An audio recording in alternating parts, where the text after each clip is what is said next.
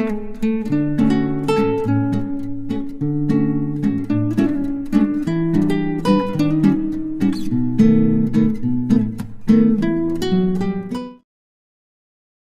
sommes réunis ce jour pour la présentation d'un livre qui traite du secteur minier, notamment aurifère burkinabé. Cet ouvrage est préfacé par l'immense professeur Serge Théophile Balima, celui que j'appelle le pape de la communication du Burkina Faso. Ce livre est un regard sur le secteur minier aurifère burkinabé.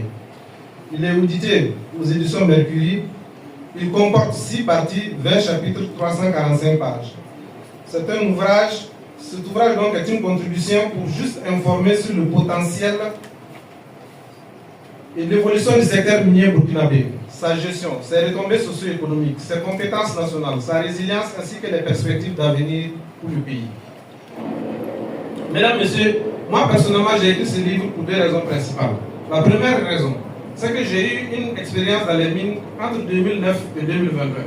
Après avoir publié donc un livre sur le leadership féminin dans le secteur minier, il m'a paru donc important de poursuivre et donc d'écrire un livre qui va traiter de l'activité minière depuis la colonisation jusqu'à nos jours. Je note malheureusement qu'aucune femme n'a encore occupé le strapontin du ministre des Mines dans notre pays de 1957 à 2025 à aujourd'hui. Donc, sur plus de 30 ministres, on n'a pas encore eu une seule femme en charge en tout cas du département des mines. La deuxième raison, j'ai voulu rendre hommage à nos géologues. Parce que le boom minier au Burkina, ce n'est pas un miracle.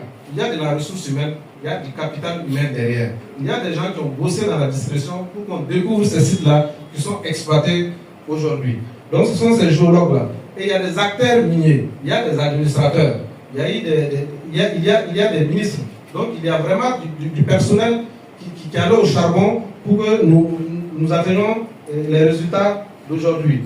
Donc, à tous ces jours-là, je voudrais rendre hommage à tous ces techniciens, à tous les acteurs miniers qui ont fait du Burkina un pays de pauvreté élevée et au sous-sol de mines à minerais, selon le colonisateur, à aujourd'hui un pays minier avec une douzaine de mines industrielles, l'or étant depuis 2009 le premier produit d'exportation et le premier produit pourvoyeur de devises pour l'économie nationale.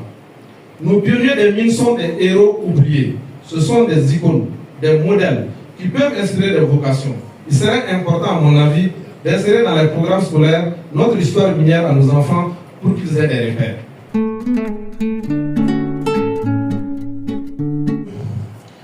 AG a permis à cette société de comprendre une dimension très très importante de l'exploitation minière, une partie prenante qu'on néglige, qu'on peut avoir tendance à négliger, et qui est pourtant la plus importante lorsqu'on met en place une opération minière.